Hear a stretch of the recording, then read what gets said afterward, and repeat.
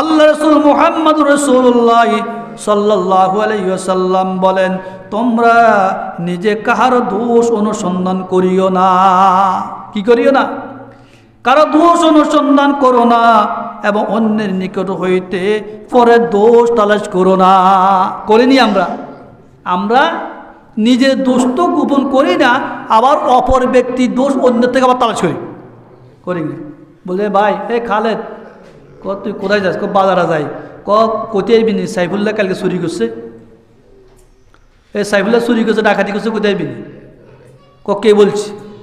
তো এই যে অন্যের দোষ তালাশ করা অপর ব্যক্তি থেকে, আর এই দোষটা অন্যের আবার প্রচার করা, সে কি সকলঘরি করা নাই? করছে কিনা? কারণ সেই তো